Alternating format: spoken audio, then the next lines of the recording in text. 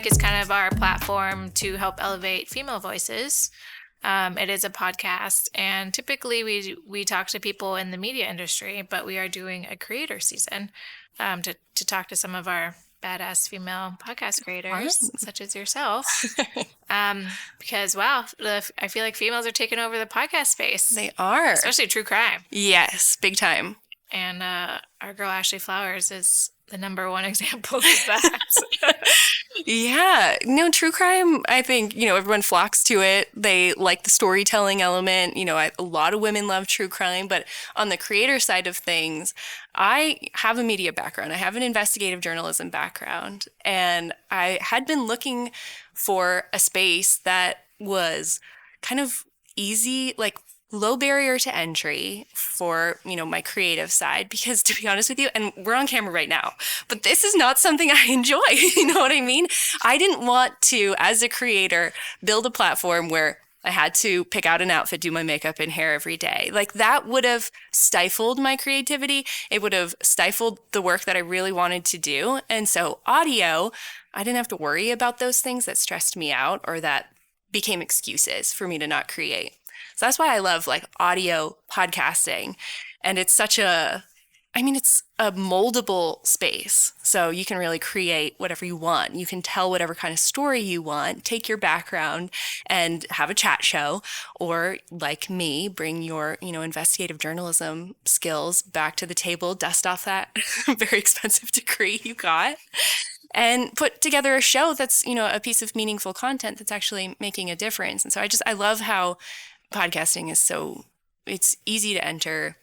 You can start one with your phone and you can turn it into whatever you want. So that's what brought me to this space. Mm-hmm. It's funny.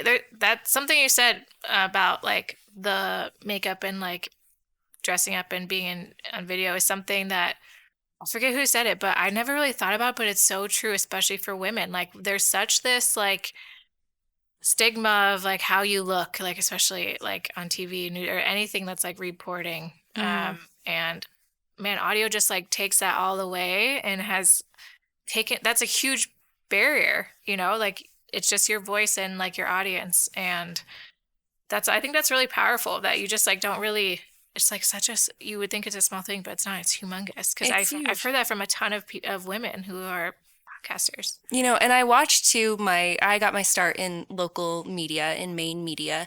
And there's a couple of reporters and journalists that I follow, females, and they will post like these gnarly comments that come in on social, and people are so preoccupied with how they look. And that's something that they have to deal with every single day when they get up and do their job, which is terrible. I wish that wasn't the case. For me, I just didn't even want it to be something I had to consider. I didn't want to be preoccupied with my own appearance when I was doing this work that was so meaningful to me.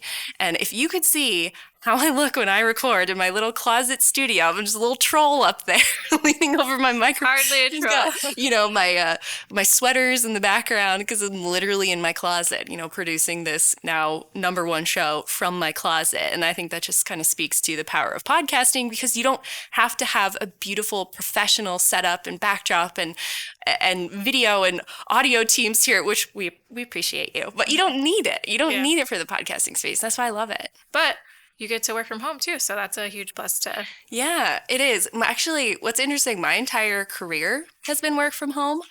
My very first job out of school I was a spokesperson. Actually, it was a proprietary term called a spokester. And I drove around the state in this bright green car that they gave me, and I was educating my peers, 18 to 25-year-olds at the time, on financial literacy and how to save money, and like, who was I to give any advice on saving money and making smart financial decisions? I don't know, but I worked from home. And all throughout my career, I've had the opportunity to work from home, and I've had, bosses and leaders who saw in me that I really thrive in that more like quiet, no interruptions, solo workspace. Other than when I was on the radio. Excuse me, obviously I was going into a studio to do, my morning show, but as soon as that clock struck 10 and we were off the air, like I was out of there and did the rest of my work at home. Yeah. So you mentioned morning show and also that you're an investigative journalist. Mm-hmm. Tell me a little bit about your past. How did you get to where you are? It's quite the roller coaster experience, actually.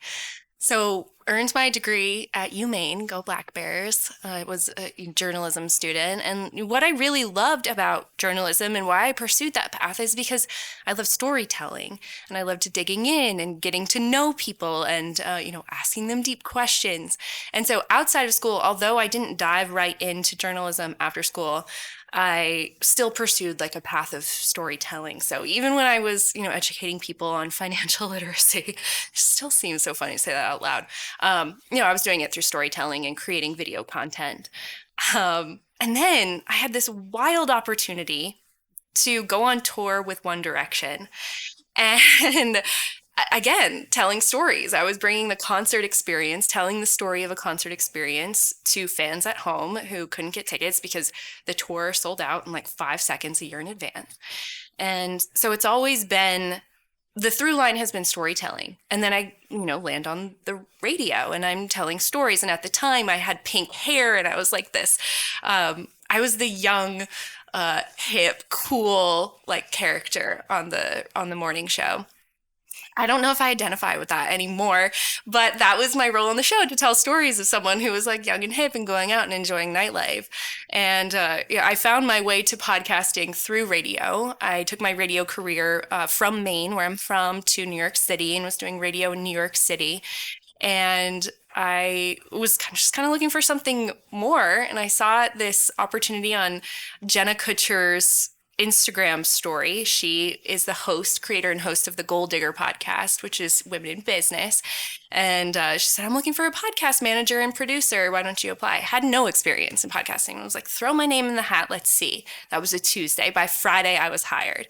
And that's where I got into podcasting, managing this show, producing it, and seeing, how a show of that scale really comes together. And I used to say I did everything for the show except host it. And then towards the end, I was co-hosting once a month. So I really touched every part of the process. And, I'm so grateful to Jenna for giving me a shot at that, having no podcasting experience, bringing me into something that she had created and, grown to the #1 marketing podcast in the country. And so, seeing the show from behind the scenes and also kind of itching for something more for myself, I was like, it's time for me to start my show now. And then, so how did you switch back? Well, okay, wait.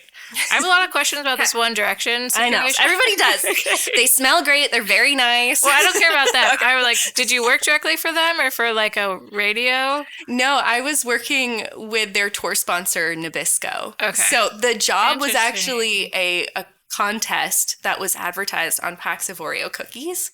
And like, you never hear of anybody winning those, Yeah. But no, I made my 1-minute video and I won the job and I, got to go on tour for a summer. Oh, so you won it? Yeah, I won it. I won the job. It was a contract, got paid, had the actual deliverables, job and everything. But it was a very interesting application process. Okay. Like peeling off the Oreo label and like typing in the web address and stuff. Wow. Okay. Yeah, I think One Direction is one under my generation. I'm more of like NSYNC, Backstreet Boys. Okay, yeah, same. Me too. Okay. I was like just on the cusp. Okay, but yeah, like my little cousins always liked One Direction, but whatever. But that's amazing. Yeah. Okay, so fast forward again. Okay, so now how do you make the switch back into like true crime? Because you were on a marketing podcast. So what was that like? So I was living in New York City and feeling honestly homesick. It never felt like home to me. I had never planned on moving out of the state. And so in that and spending a lot of time on the subway, I was kind of seeking out content and what was popular at the time. But Crime Junkie was like fresh on the scene and started listening to Ashley, started seeking out all the other true crime creators. And what I was noticing is that when cases from my home state of Maine or like the greater New England area were covered, they weren't very in depth. They weren't really capturing what I know and love about the place I'm from. And so I would tell anyone who would listen, like, somebody should start a true crime podcast based in Maine and New England. Shouldn't somebody do that? And everyone was like, you should do it. I was like, no, I can't do that. That's not for me. But it was this idea that kept gnawing at me and bouncing around my brain. And I just never gave myself permission to act on it until 2020 pandemic. Found myself back in Maine kind of accidentally, left the city when my husband's office shut down in March of 2020 and never moved back. I've been in Maine ever since. And I was like, I work for a podcast. I know how it's done. I've experienced in radio. I have this background in journalism. Like I need to take action on this idea. And that's when it was early 2019 where I finally admitted to myself that it was a good idea. And then 2020 is when I had the time and space of the pandemic to actually sit down and write and start this show that has now become so much bigger than I ever imagined. And yeah, I honestly, I sit here bewildered today to be like talking to you and know the humble beginnings of Dark Downeast. And I'm just so grateful I gave myself permission to take action on, what was a really scary idea. It's scary when you have an idea and you're like, it could be good, but what if I fail at it? And everyone sees me fail and I'm going to be public and I'm going to be posting on social media. And what if it's not a good idea? What if it doesn't do what I want it to do? And so I had to really stifle all those thoughts, those imposter syndrome voices in my head to finally dive in. Very common across everyone. I've been talking to CMOs here and they talk about imposter syndrome. So we're glad you stifled it. And talk to me about so you started it and now you're signed in a part of the audiochuck network. So like, how did that go? When I started Dark Downeast, I had this like little whisper of a dream that I would only say to people I really knew and loved and trusted, mostly to my husband and like close friends. I was like, wouldn't it be cool if someday Ashley Flowers heard my show? Because she was the show I started with. And, when the show started to grow, I was like, okay, maybe I know I don't want to do this alone forever, but wouldn't it be cool if someday I could be an audiochuck show? And I was very much whispering this because, again, if you say it out loud, someone might dare hold you accountable to it. Or if it doesn't come true, then what? And I remember it was October, November-ish, 2021. So I was almost a year into Dark Downeast, and I got an email from an audiochuck email address saying, hey, we want to talk to you about your show. And I was like, this is catfish. This is not real.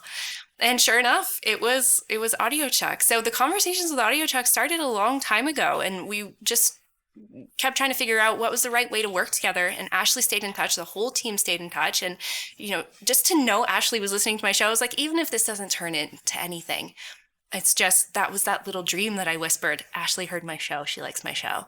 And then it was March of this past year, 2023, I, had some monumental shifts in my life, becoming a mom, losing my own mother. I was like, it's time for me to bet on myself. So in March of 2023, I worked my last day at the Gold Digger podcast, and obviously a privilege to leave your job and not know where your next paycheck is going to come from. I had a great support system from my husband. But 3 days later is when Ashley called me and she's like, hey, I figured it out. I know how we can work together. The moral of the story is quit your job and your dreams will come true 3 days later. But that was the timeline of it. And I think that when I reflect back on all that waiting, it was because I was waiting for the perfect opportunity, and the timing had to be perfect, and it was in that moment. And even if it was only Ashley heard my show and, Ashley shared my show on her Instagram, which means more people are hearing these stories that are so important and these families that need additional attention and coverage. Even if that was the only thing that ever happened, I would have been satisfied because I started my show as a passion project. I needed this fulfillment to work on an idea that was completely my own. But now my ultimate dreams have come true, and all the good things that come with that. Again, more attention for these families, more ears on these cases, hopefully pushing some of these long-standing cases forward. It's I've just been saying the word wild over and over because that's what this time in my career and my life feels like. It's wild, it's overwhelming, and it's everything I've wanted. And now there's more work to be done, and it's just such a cool position to be sitting in right now. Mm-hmm. What can we expect next from you? More meaningful storytelling with Dark Downeast. Some really incredible cases coming up that haven't been covered. Like, you haven't heard these cases anywhere else. And I, kind of have that angle being in the area where I'm reporting on. You know, I have these great relationships with families and with law enforcement. So what's next for me is just more of the work that I've been doing for 3 years, but now with the support of a world-class team at audiochuck. Mm-hmm. And what would be, in kind of light of Pass the Mic, what would be your advice to someone else out there who wants to start a podcast or tell their story? My advice is to start, because you can wait for perfection or when your idea is totally oiled up and shiny and ready for public consumption, or you can start and you can see the progress from day one to now.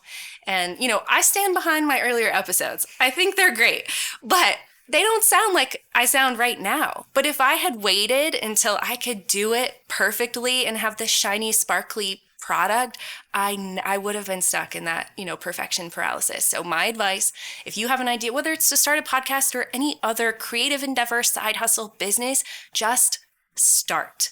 Easier said than done, but that's my advice. I love it. Well, thank you, Kylie. It was a pleasure to have you. Thank you so much. It's been so much fun.